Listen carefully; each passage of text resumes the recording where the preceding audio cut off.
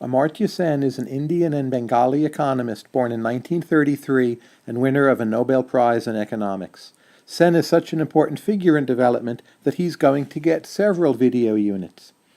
When Sen was appointed to Harvard University, he received a professorship not only in the economics department but also in the philosophy department. So we're going to start with Sen on philosophy.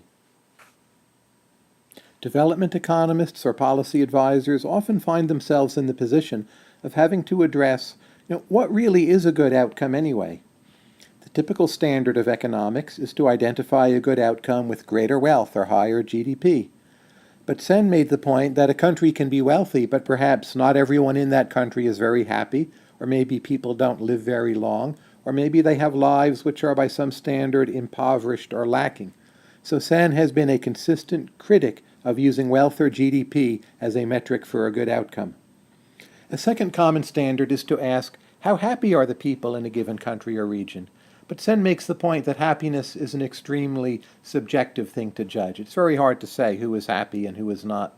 Finally, some philosophers, some observers suggest what is called a basic needs standard for a developing economy.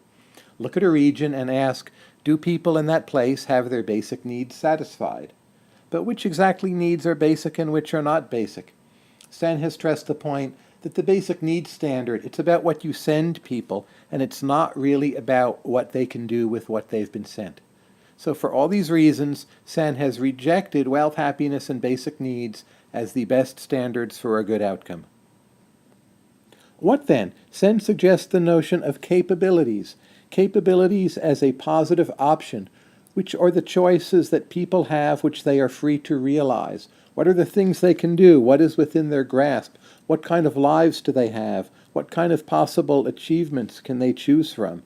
This is Sen's notion of what is a good outcome. When one outcome offers better capabilities to the citizens of a region than another, we can judge that to be the better outcome. For Sen, capabilities is an absolute concept, not a relative concept. It doesn't depend upon comparing the options of one person to another. And the notion of capabilities for Sen, it also respects human diversity. That is, it notes that simply sending people resources doesn't make their lives good. The question is, what can people do with those resources? So Sen at one point makes the example of a bicycle. If you send a bicycle to a person who is disabled, you haven't actually improved that person's capabilities very much if the disabled person does not have the capacity to ride the bicycle.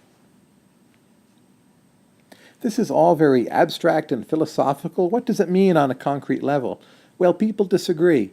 But one thing is for sure, Sen developed these ideas in the 1980s, and they have had a big impact on the United Nations Human Development Index. The Human Development Index doesn't only look at wealth, but it looks at life expectancy, adult literacy, and school enrollment in judging how good an outcome is and judging how developed a country is. Sen himself stresses that he does not have a particular or exact list in mind for the relevant capabilities. From Sen's point of view, it's really something that an individual country or region needs to choose using a democratic process. But other people who have been influenced by Sen, they have talked quite a bit about what the capabilities should be. Some philosophers have suggested health, play, imagination, gender equality, autonomy, freedom of speech, all as being possibly important parts of the capabilities concept. Where do we stand with this?